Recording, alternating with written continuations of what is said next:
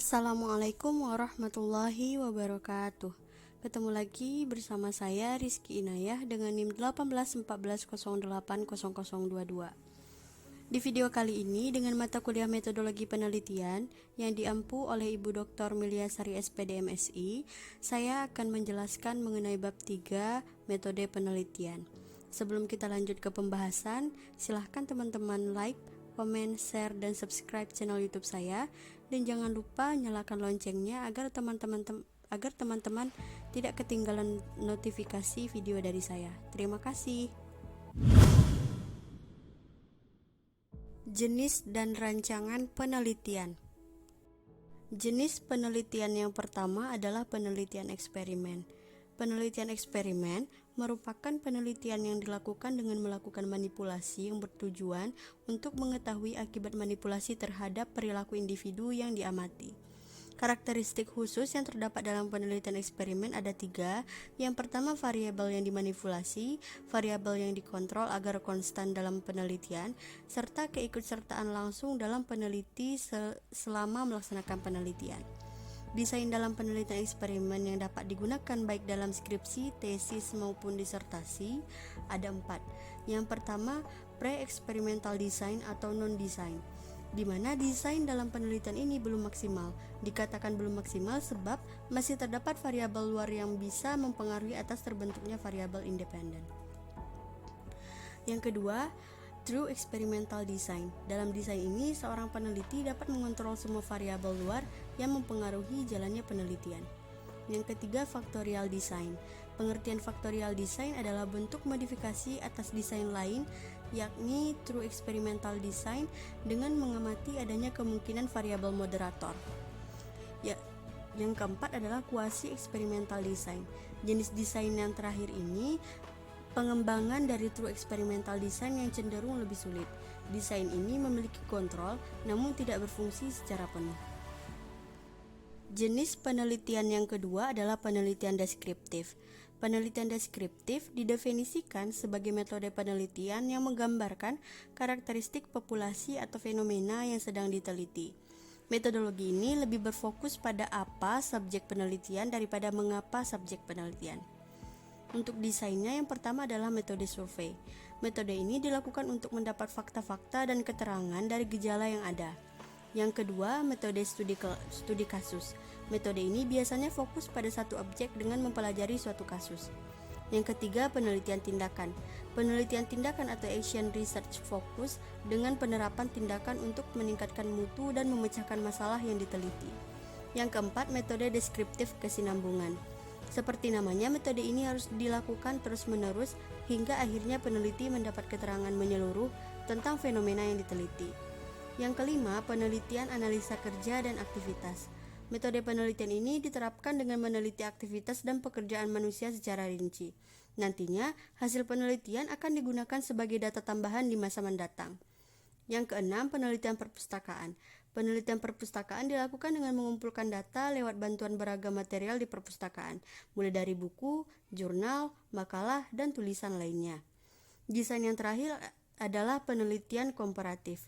Penelitian ini diterapkan dengan membandingkan. Dalam penelitian ini, peneliti biasanya akan membandingkan persamaan, perbedaan, sifat-sifat, dan yang lainnya.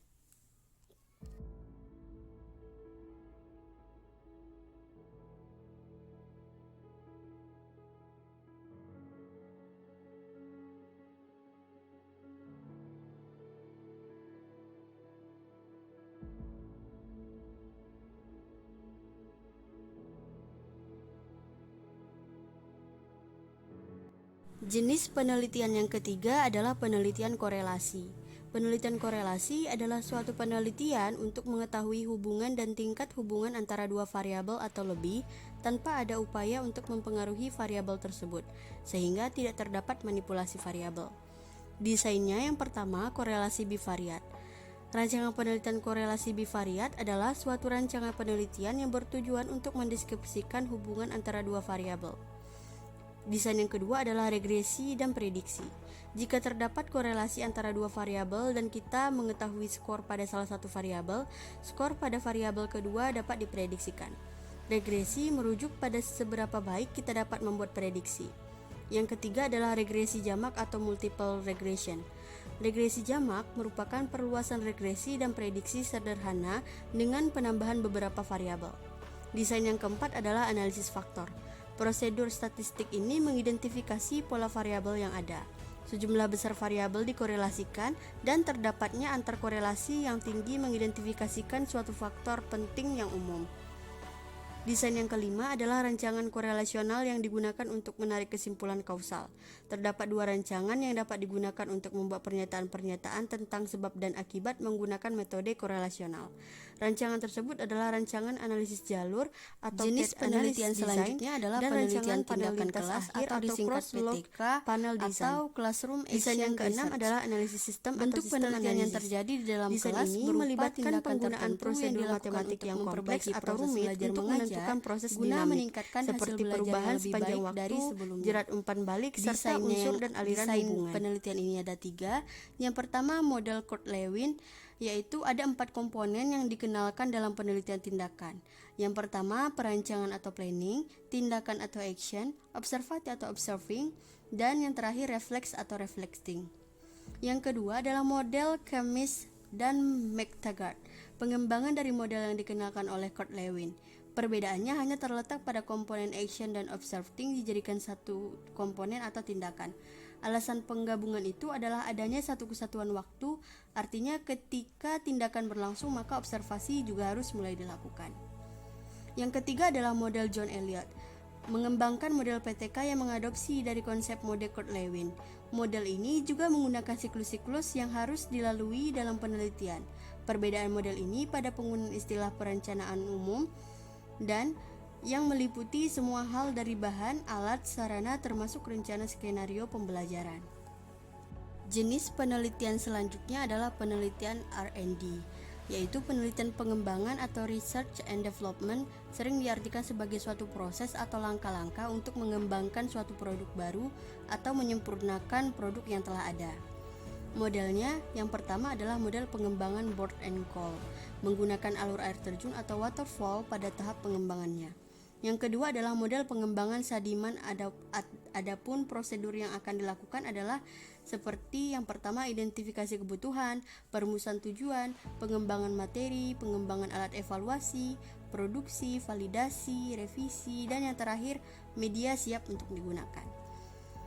Desain yang ketiga adalah menurut Shelton dan kawan-kawan, model EDDI merupakan model rancangan pembelajaran genetik yang menyediakan sebuah proses terorganisasi dalam pembangunan bahan-bahan pembelajaran yang dapat digunakan baik untuk pembelajaran tradisional maupun pembelajaran online.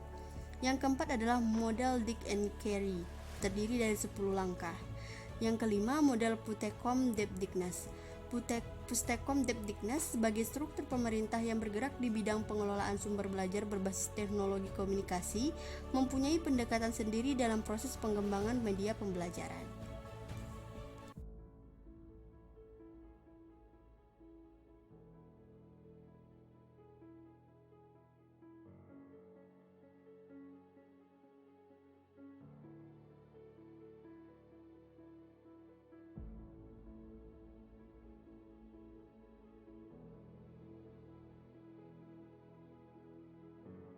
Jenis penelitian yang terakhir adalah penelitian mixed method, merupakan penelitian yang menggabungkan pendekatan kualitatif dan kuantitatif dengan rancangan tertentu untuk menjawab tujuan penelitian. Secara umum terdapat 4 jenis basic design dalam penelitian mixed method. Yang pertama, sequential explanatory, sequential exploratory, embedded, dan convergent parallel design. Populasi dan sampel penelitian. Populasi secara umum adalah hal yang memberikan suatu penjelasan mengenai objek dalam penelitian tersebut, di mana di dalamnya memberikan banyak penjelasan mengenai suatu sifat maupun karakteristik yang dimiliki oleh objek penelitian tersebut. Jenis-jenis populasi berdasarkan jumlah populasi. Yang pertama, populasi terbatas, yakni suatu sumber data di mana data tersebut dapat dihitung jumlahnya karena batasannya secara kuantitatif. Jenis yang kedua adalah populasi tak terbatas, yakni suatu sumber data yang tidak bisa dinyatakan dalam bentuk jumlah karena populasinya tidak terdapat jumlah batasan. Berdasarkan sifat populasi, populasi terbagi menjadi dua bagian. Yang pertama, populasi homogen, yakni suatu populasi yang memiliki unsur dan unsur tersebut bersifat sama sehingga jumlahnya secara kuantitatif tidak dipermasalahkan. Yang kedua adalah populasi heterogen, yakni populasi yang unsurnya memiliki sifat yang bervariasi sehingga harus ditetapkan sesuai dengan batasan. Berdasarkan perbedaan lainnya, populasi terbagi dua. Yang pertama, populasi target, merupakan salah satu jenis populasi yang telah ditentukan berdasarkan dengan masalah penelitian. Yang kedua, populasi survei, merupakan jenis populasi yang terdapat pada penelitian yang dilaksanakan. Responden penelitian atau subjek penelitian adalah pihak-pihak yang dijadikan sebagai sampel dalam sebuah penelitian. Subjek penelitian dapat terdiri dari 3 level. Yang pertama, mikro, merupakan level terkecil dari subjek penelitian dan hanya berupa individu. Yang kedua, meso, merupakan level subjek penelitian dengan jumlah anggota lebih banyak, misal keluarga dan kelompok. Yang ketiga, makro, merupakan level subjek penelitian dengan anggota yang sangat banyak seperti masyarakat atau komunitas luas. Sampel adalah bagian dari populasi yang memiliki karakteristik mirip dengan populasi itu sendiri. Langkah pengambilan sampel yaitu yang pertama menentukan populasi atau define the population. Dalam menentukan populasi dibagi atas 4 komponen yaitu elemen, unit sampling, tempat, dan waktu penelitian. Yang kedua, spesifikasi sampling atau frame, yaitu spesifikasi sampling frame atau kerangka sampling mempunyai tujuan untuk memaparkan secara jelas dan spesifikasi dan elemen populasi. Dalam spesifikasi sampling frame yang perlu dijelaskan adalah target populasi dan populasi sampling. Langkah yang ketiga adalah spesifikasi unit sampling atau specified sampling unit. Unit sampling merupakan unit dasar dari elemen populasi yang akan dijadikan sampel, tetapi kadang-kadang dapat berdiri sendiri menjadi komponen populasi atau merupakan unit-unit sampling dari elemen populasi. Langkah yang keempat, seleksi metode sampling atau specified sampling method. Dalam hal ini ditentukan metode sampling yang akan digunakan. Langkah yang kelima, menentukan ukuran sampel atau determine sampling size. Penentuan besar sampel tergantung pada jenis studi, homogenitas populasi, jenis sampel, serta jumlah dana dan personel yang tersedia. Langkah yang terakhir adalah mempersiapkan sampling plan atau specified sampling plan.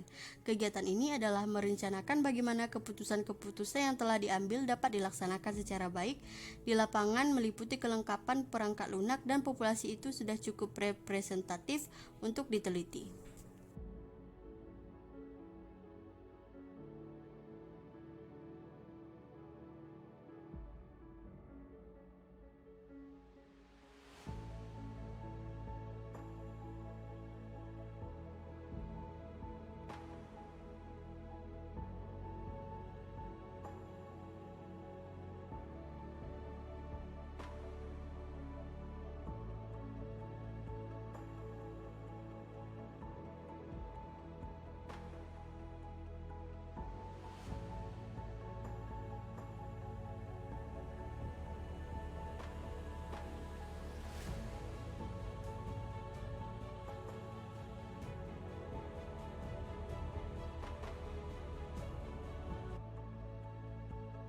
Variabel dan data penelitian.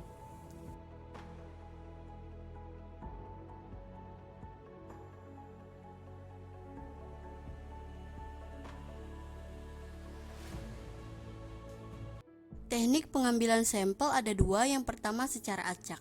Secara acak ini terbagi lagi menjadi beberapa bagian. Sampling secara acak adalah suatu teknik pengambilan sampel di mana semua unsur yang ada di populasi mempunyai peluang yang sama untuk terambil sebagai sampel. Tekniknya ada 4. Yang pertama acak sederhana atau simple random sampling sama dengan SRS. Yang kedua sampel strata atau stratified random sampling. Yang ketiga disproportionate stratified random sampling. Yang keempat cluster atau cluster sampling. Teknik yang kedua adalah sampling secara tidak acak atau non-probability sampling. Menurut Sugiono, non-probability sampling atau sampling tidak acak adalah teknik pengambilan sampel yang tidak memberi peluang atau kesempatan sama bagi setiap unsur atau anggota populasi untuk dipilih menjadi sampel. Tekniknya ada beberapa. Yang pertama sistematis random sampling, yang kedua pure purposive sampling, yang ketiga incidental sampling, 4 kuota sampling, 5 sampling jenuh. Dan yang terakhir adalah snowball sampling.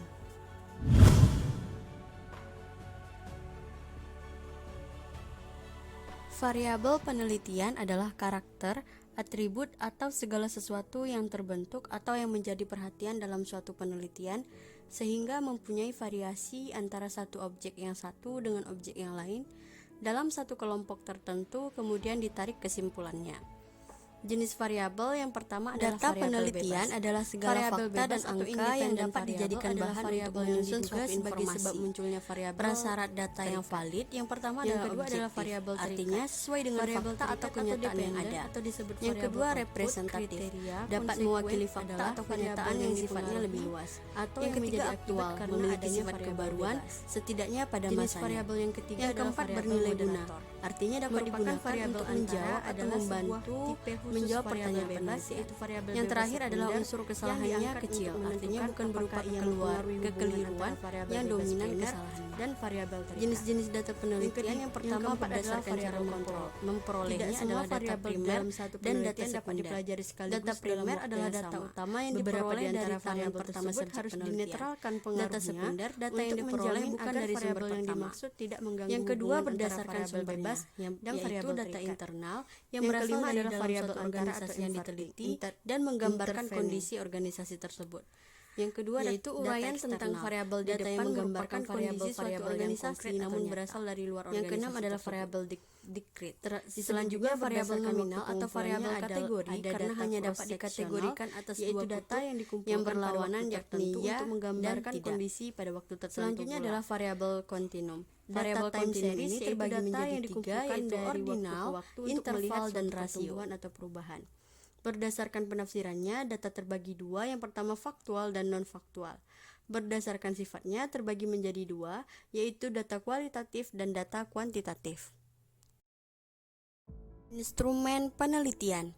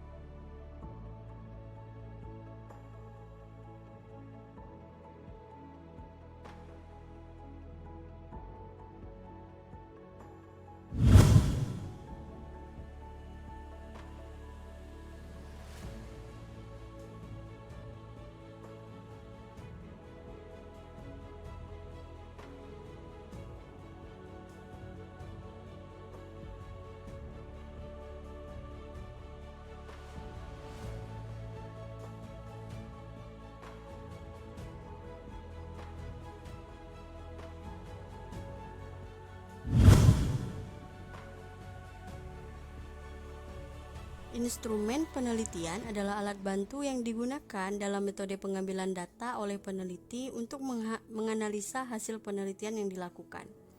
Jenis instrumen penelitian yang pertama adalah kuesioner atau angket, yang kedua wawancara, 3 observasi, 4 dokumentasi, dan yang kelima adalah tes.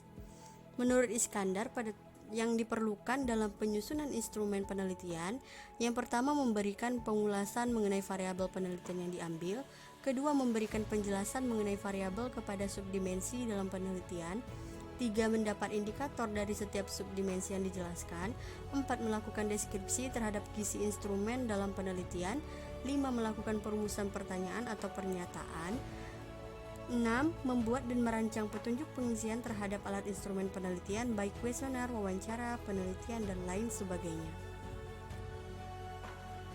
Teknik pengumpulan data dan analisis data.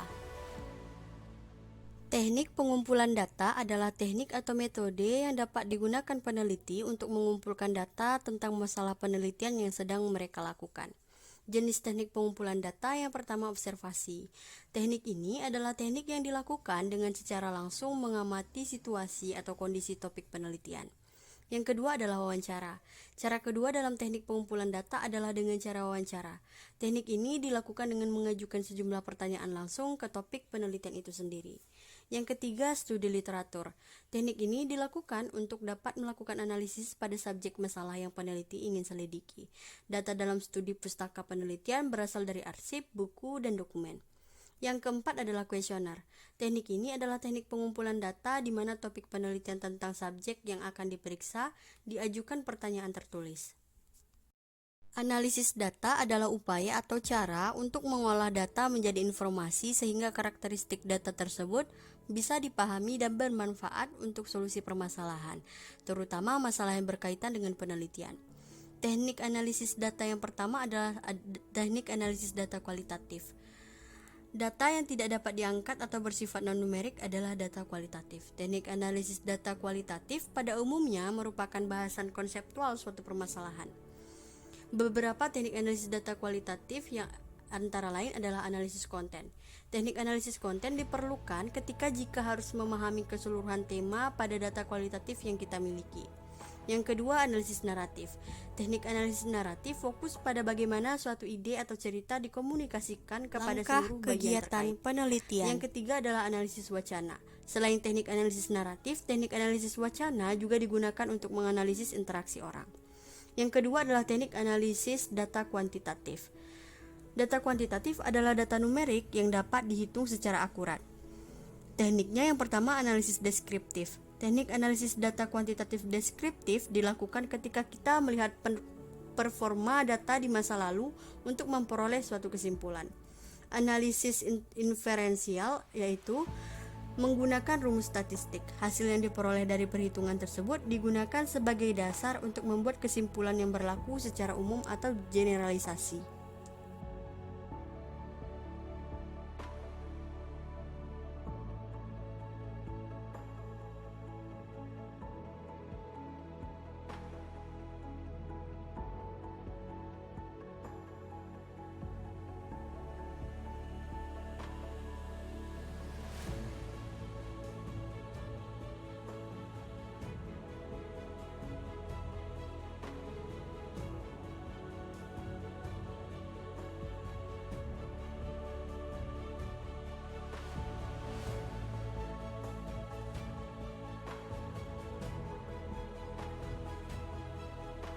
Tahapan dalam menganalisis data ada 4. Yang pertama, pengumpulan data.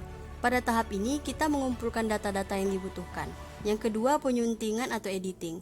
Yang dimaksud dengan editing dalam analisa data adalah kegiatan memeriksa kelengkapan dan kejelasan pengisian instrumen pengumpulan data seperti daftar pertanyaan yang telah dikembalikan oleh responden. Yang ketiga adalah pengodian atau coding. Coding dalam penelitian yaitu proses identifikasi dan klasifikasi dengan memberikan simbol berupa angka pada tiap jawaban responden berdasarkan variabel yang diteliti. Yang keempat adalah tabulasi. Pada tahapan ini kita melakukan data entry, menyusun dan menghitung data yang telah dikodekan ke dalam tabel.